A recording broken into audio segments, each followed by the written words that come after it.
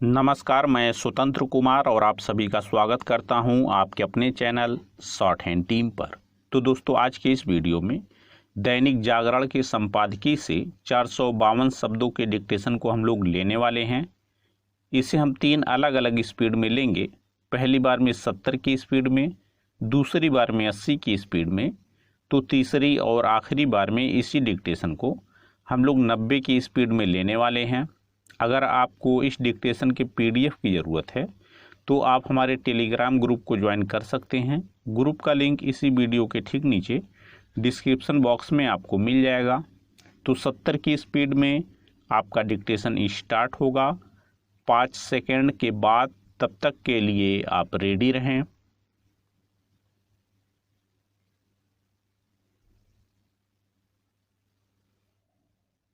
Start. संसद के monsoon सत्र का पहला दिन हंगामे की भेंट चढ़ने पर आश्चर्य नहीं। अब यह एक परंपरा सी बन गई है कि संसद के प्रत्येक सत्र का प्रारंभ हंगामे से ही होता है। ऐसा ही कुछ विधान सभाओं में भी होता है।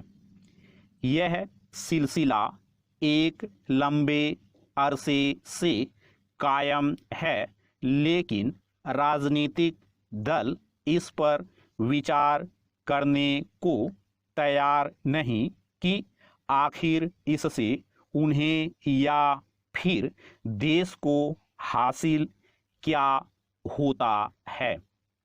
संसद राष्ट्रीय महत्व के विषयों और साथ ही प्रस्तुत एवं पारित किए जाने वाले विधेयकों पर व्यापक विचार विमर्श करने का मंच है, लेकिन दुर्भाग्य से वहाँ इसी कार्य को सबसे कम प्राथमिकता दी जाती है। कई बार तो महत्वपूर्ण विधेयक भी बिना किसी ठोस चर्चा के पारित हो जाते हैं। इससे भी निराशाजनक यह है कि विपक्ष इसे अपनी उपलब्धि के रूप में देखने लगा है कि उसने हंगामा कर संसद की कार्यवाही नहीं चलने दी। इसका एक कारण यह भी है कि अब आम तौर पर संसद में होने वाला हंगामा ही बड़ी खबर बनता है, ना कि यह कि किसी विषय पर पक्ष विपक्ष के सांसदों ने क्या विचार व्यक्त किए। पैरा। संसद के मानसून सत्र के पहले दिन विपक्ष ने सेना में भर्ती की अग्निपथ योजना और महंगाई पर हंगामा किया। विपक्ष हंगामा करने के लिए कितना प्रतिबद्ध था, इसका पता इससे चलता है कि कई सांसद तख्तियां लेकर सदन में पहुंचे, जिन पर पेट्रोल, डीजल और रसोई गैस के मूल्यों में वृद्धि का उल्लेख था। यह काम लोकसभा में भी हुआ और राज्यसभा में भी। निसंदेह विपक्ष की ओर से उठाए जाने वाले विषयों पर संसद में चर्चा होनी ही चाहिए, लेकिन जब उद्देश्य हर हाल में हंगामा करना हो तो फिर पक्ष विपक्ष में इसे लेकर कोई समझ बूझ मुश्किल से ही बन पाती है कि चर्चा कब, कैसे और किस नियम के तहत हो। चूंकि विपक्ष अब विरोध के लिए विरोध वाली राजनीति को ही आदर्श मानने लगा है, इसलिए सत्ता पक्ष से उसकी तकरार जारी ही रहती है। भले ही विपक्ष इस नतीजे पर पहुंच गया हो कि वह हर छोटी बड़ी बात पर हंगामा करके सत्ता पक्ष पर दबाव बना सकता है, लेकिन पिछले कुछ वर्षों का अनुभव तो यही बताता है कि वह अपने इस उद्देश्य की पूर्ति में नाकाम ही अधिक है। सत्ता पक्ष संख्या बल के मामले में राज्यसभा में जैसे जैसे सशक्त होता जा रहा है, वैसे वैसे विपक्ष और शक्तिहीन दिखने लगा है।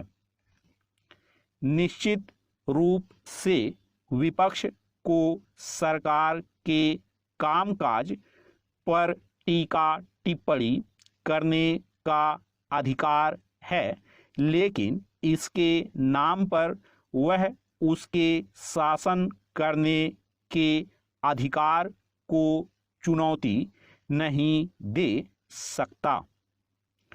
विपक्ष को यह भी समझना होगा कि ऐसे घिसे पीटे आरोपों से बात बनने वाली नहीं है कि मोदी सरकार संविधान और लोकतंत्र के लिए खतरा बन गई है।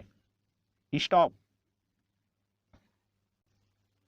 दोस्तों, इसी डिक्टेशन को दूसरी बार में हम लोग 80 की स्पीड में लेंगे और आपका समय स्टार्ट होगा 5 सेकंड के बाद। तब तक के लिए आप रेडी रहें।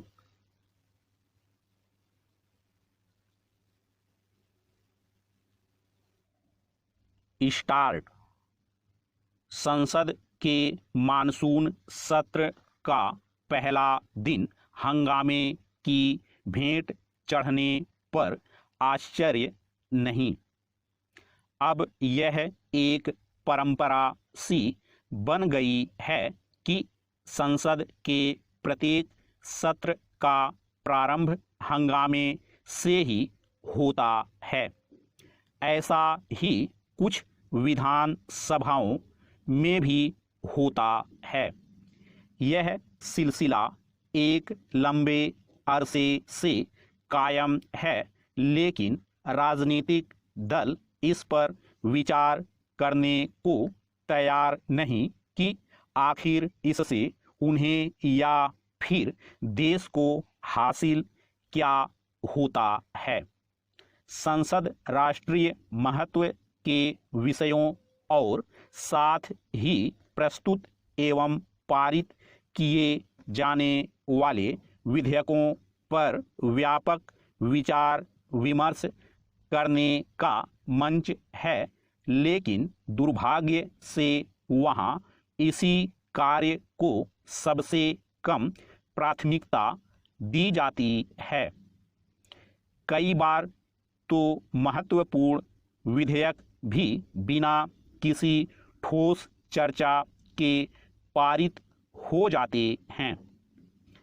इससे भी निराशाजनक यह है कि विपक्ष इसे अपनी उपलब्धि के रूप में देखने लगा है कि उसने हंगामा कर संसद की कार्यवाही नहीं चलने दी।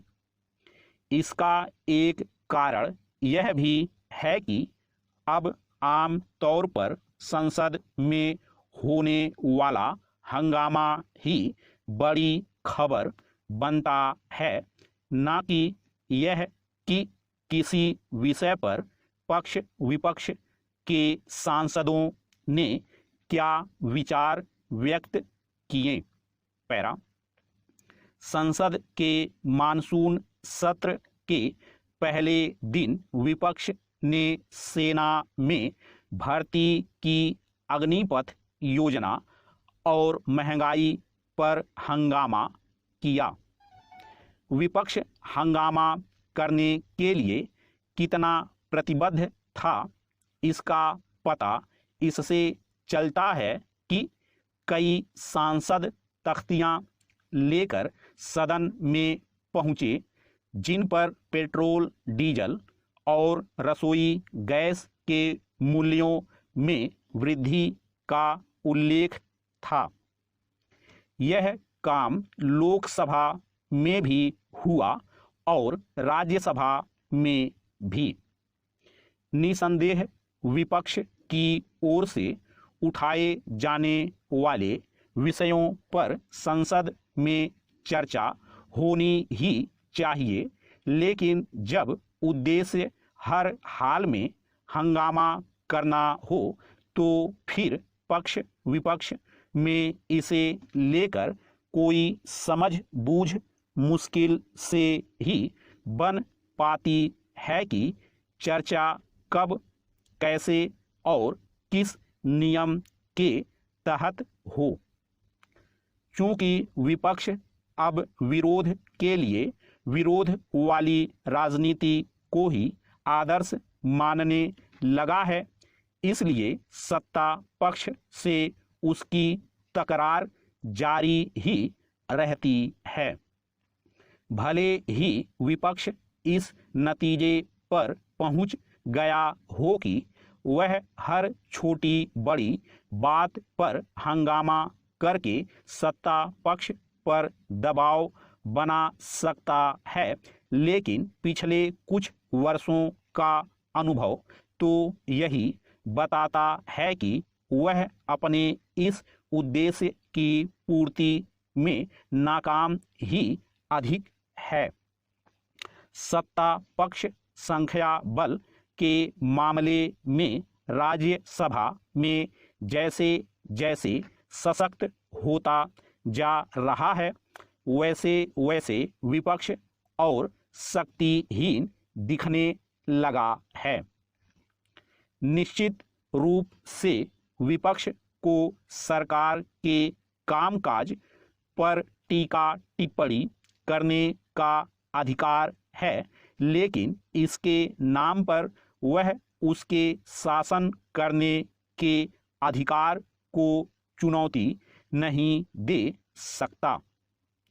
विपक्ष को यह भी समझना होगा कि ऐसे घिसे पीटे आरोपों से बात बनने वाली नहीं है कि मोदी सरकार संविधान और लोकतंत्र के लिए खतरा बन गई है।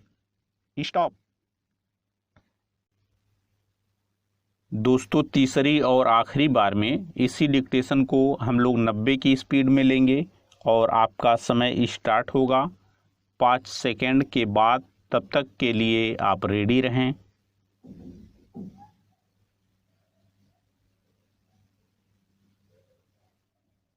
स्टार्ट। संसद के मानसून सत्र का पहला दिन हंगामे की भेंट चढ़ने पर आश्चर्य नहीं। अब यह एक परंपरा सी बन गई है कि संसद के प्रत्येक सत्र का प्रारंभ हंगामे से ही होता है। ऐसा ही कुछ विधान सभाओं में भी होता है। यह सिलसिला एक लंबे अरसे से कायम है, लेकिन राजनीतिक दल इस पर विचार करने को तैयार नहीं कि आखिर इससे उन्हें या फिर देश को हासिल क्या होता है।